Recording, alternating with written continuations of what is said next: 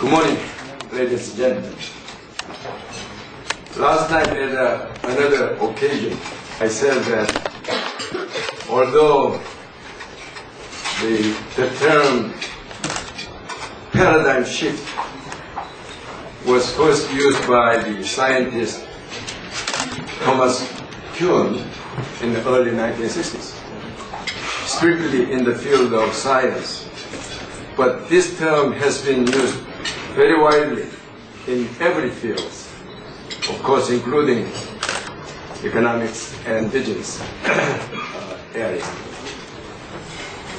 When this term is used in business and economics field, it is to emphasize the changed environment, primarily caused by the accelerating globalization. The globalization begs for new way of thinking and new ways of doing business and strategies for firms and so forth. So the big question is, what is the best strategies? What are the best strategies and what is the best new way of thinking? In this regard, I'm very fortunate to have very, very special guest speaker who will enlighten us in this regard. I said the person who can enlighten us because he is running one of the most successful globalized firms in the world today. This particular firm is help other firms to further globalize and to take advantage of globalization. And Mr. Verwaayen is Group CEO of BT. Sure, most of you here know BT very well, maybe really well. But I think most people in Korea think they see BT as and BT is a shorthand for British Telecom. But as you know very well, not really the new name for British Telecom, but total global leading IT group, which is very, very successful, particularly under the leadership of Verwaayen during the last 5 years. So I'm sure you will enlighten us how he became so successful and how it's for, and I think we draw many lessons from it, and you will provide us many the implications, not only at the firm level, but maybe at the government and the state level. Ben Verwaayen was appointed to the board in January 2002, so he has been there for almost 5 years or so. And as I said, under his leadership, prospered in leading global firm. And I know he has a good business career before he joined the BT, but I don't think I'll waste the tell you the details of his resume. But I just, he's from the country, although he's from the country which sent to Korea, because in 2002, and Henrik, 17th century, of course, hired him involuntarily, his Dutch nationality, and this is how globalized the people and the offered by them.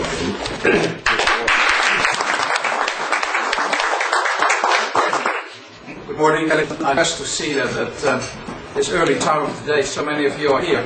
I know if you get an invitation to come up at 7 o'clock, people will go and say, what's the you know that in life you can get many gifts. Gift you can get is when a dear friend becomes advisor. And Dr. Sakun is one of our advisors in our board. And I can tell you that is a great gift for if we have a teacher of that stature and that. So I'm very honored to be that leadership to actually share with you some comfortable thinking. Because I'm not sure that day is, in many respects, comfortable to share that. Whether you're in Korea, whether you're in the US, whether you're, if you think about change and the need for change, it's always. Now, more comfortable than not thinking about it, talking about let it happen. Because then you're not in control. So I take out of that to share with you thoughts that I have and to spur discussions. We can find some of discussions. Change is, of course, of all time. I've seen it in the economy over and over and over again. The fact that the world is becoming very large and opportunities, and at the same time, extremely on your desk. And you know everything you want to know about a project. That trend from making the world so big, that all the news coming from all the corners of the world is something like, and at the same time, you can drill down on that and to know something about that trend. Gives us, as you said, the two sets of truths. And we think about the world after, let's say, 1950, the 80s. The world was turned upside down. That. To produce much better than the rest of the world. So something happened. In those days, the books that said this is the unknown, and Japanese were producing products over. So what happened? Well, the classroom, the lessons teach went. And where was the guy coming back? No issue there. He was at home. People, but intellectually and physically, they exported their products to the rest of the world. So the rest of the world and to compete. And it was a revolution. But it wasn't a revolution at the time to react. What is fundamentally different? If you look at the time that there have been inventions that have changed the face of the economy, you can go back to the steam machine. It's connected physical production. You didn't need to have muscle to produce it. That can move a shift in the balance of power in the economy. Because something happened. Not a headline in a paper. Fundamentally changed, in my belief, as radically the competitive nature of the economy. Because IT capabilities and network and allow people to work together. That needs proximity. And that's a fundamental issue. Because physical proximity has been, and still is, for people, how to organize seamless processes. So you have a research facility in Seoul, and of course your factory is next door.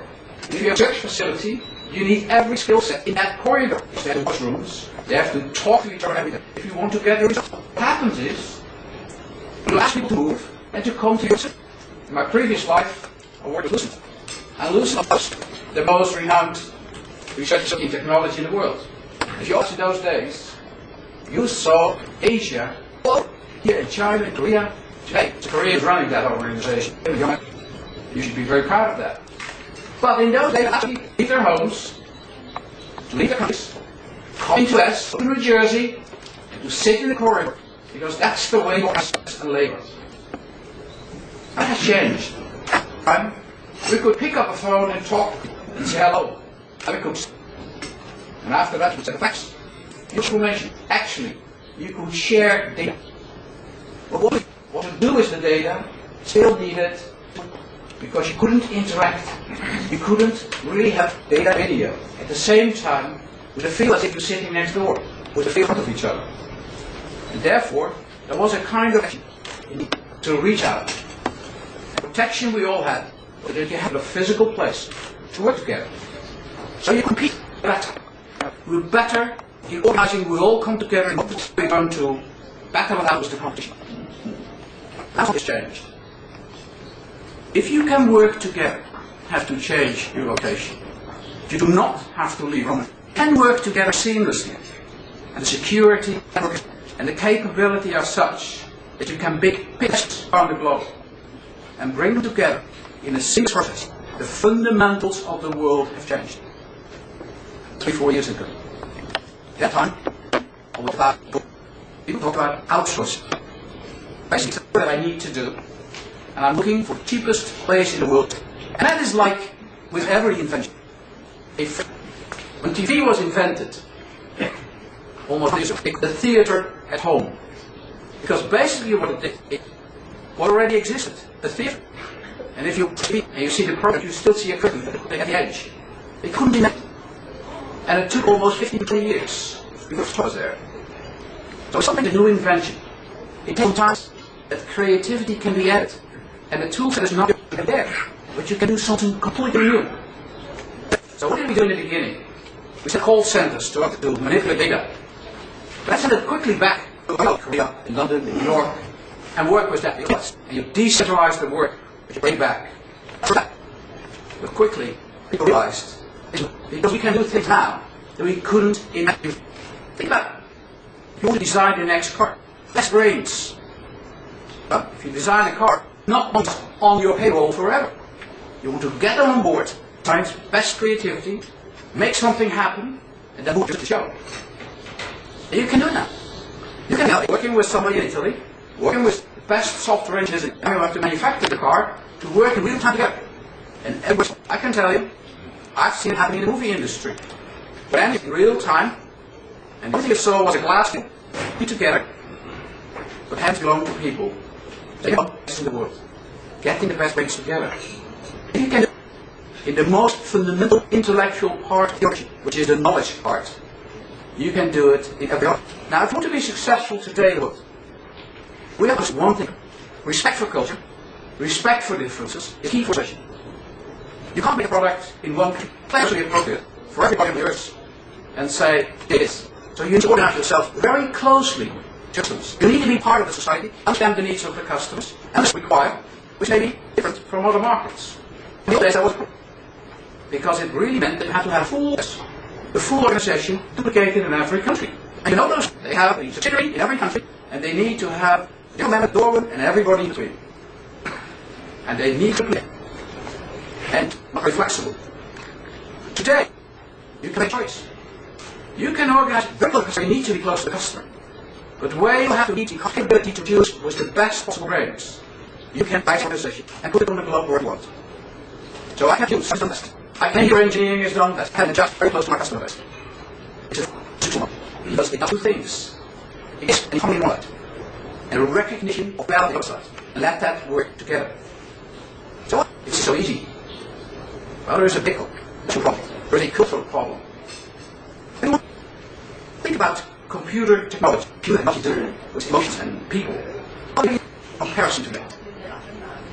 If you build a computer network, what you would do in your house, you would have big central computers. The center of gravity. There is the center of the rest of your part of your organization, your boss and your slaves. Not very intelligent. Those part of them do. And the computer industry thought, wow, the best way to do it. Very vulnerable. Something happened in the center. And how much can you do in the center if you have applications in other parts of the network? So data intelligence, only central computer, it's all the network, that in combination with the centralized computer ever could be. But you hear it, that in the distributed network, all the work has tasks and correct each other and work together. Actually, that's the problem that we have in our own organizations. We are organized in China, Japan, Korea, or the with a centralized viewpoint. That's what our bosses are. And they know everything, and they think about things. They write it down in a book, everything, to the outskirts of the universe, and they're going to do what you need to do. That is the all of the computer, the thinking center, and the execution everywhere else. I don't think it's a model that will stand the time. I don't think it's a model that represents the only on a global basis. And I think therefore that not just in terms of R&D and knowledge, not in terms of products, but in terms of agility and focus. And an organization that is very much centered, that has a value set created in one set of markets, great difficulties to adjust, change take place all the areas that it's operating in.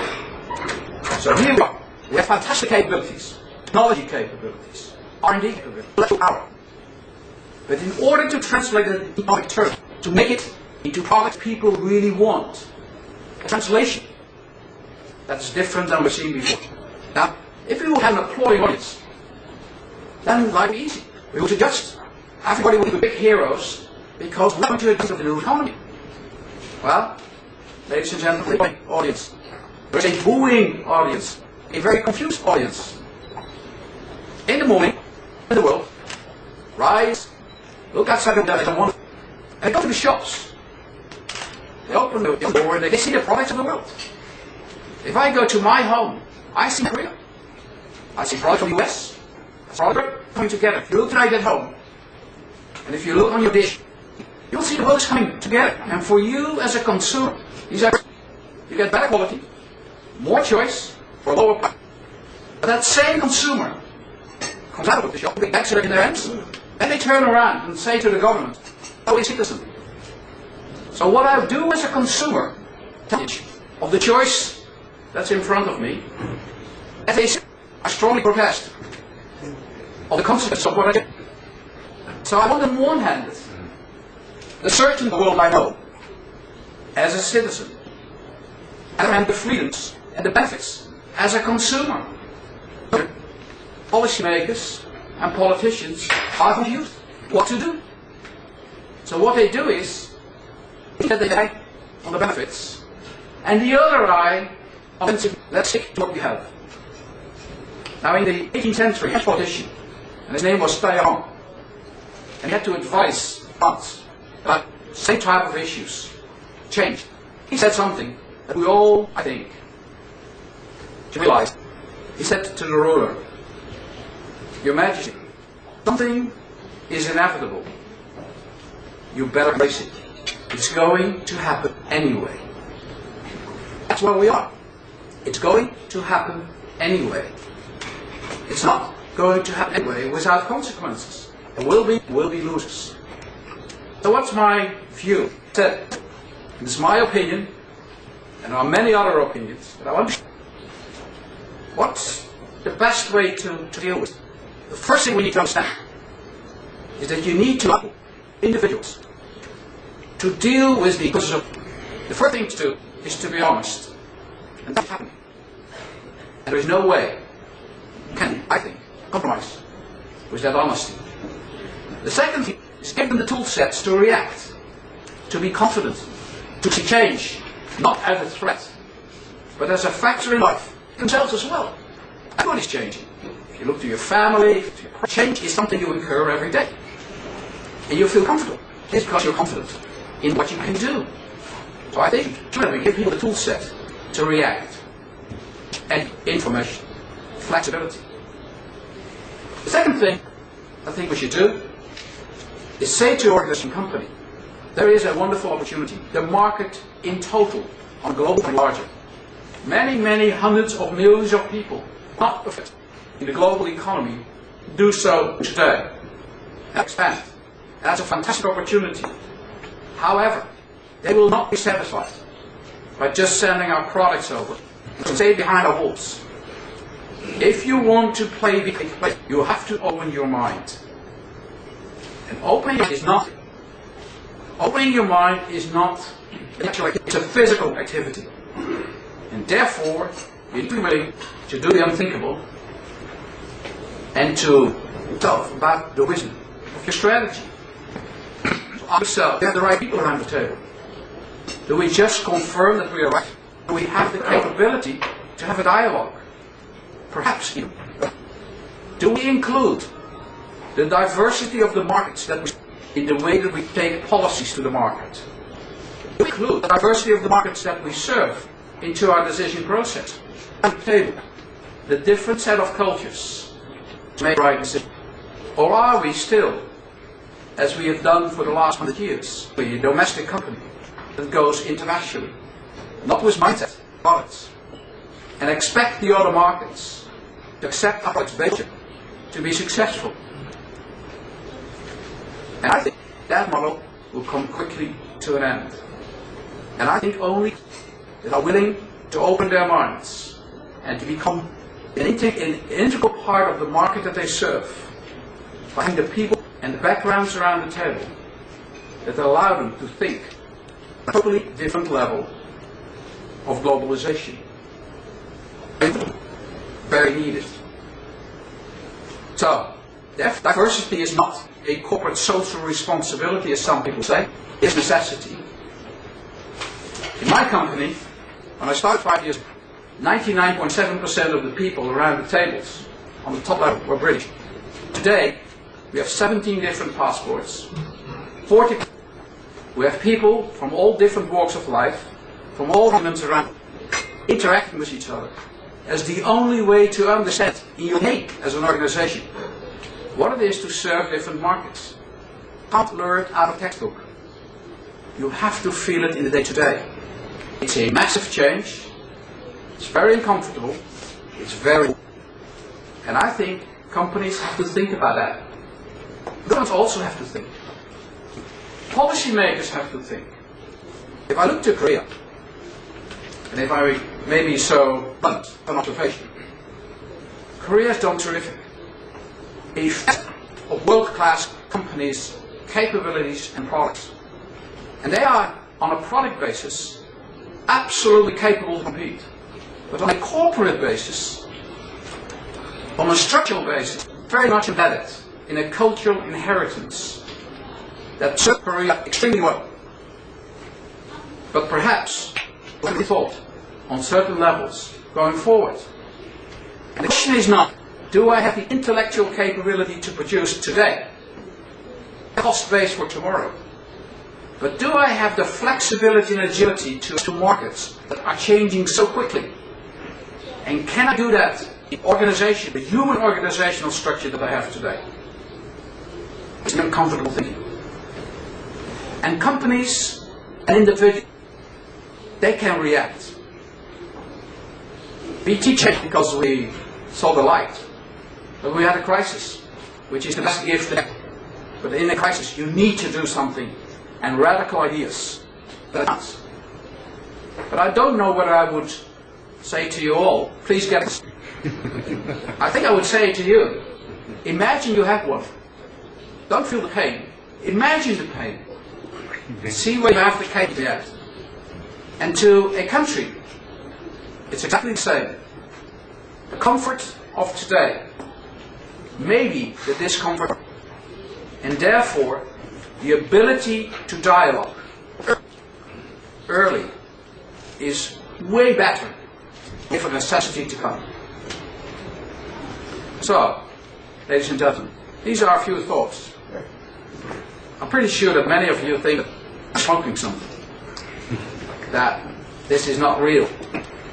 And perhaps not the smoking part, but the other part is right. But there's one thing that I'd like to leave you with as a thought. Isn't there in the back of everybody's mind, opening the paper and seeing the of the internet and the changes that's happening in the rapid, a company like YouTube, 18 months old, being sold for $1.6 billion by a bunch of fools, but by people who see change happening. Isn't there something in the back of our minds? A very, very, very loud voice that says, oops, there is change. Not sure I fully understand it. If that's taking place, then, ladies and gentlemen, I think we have a very chance to become very successful going forward. Thank you very much.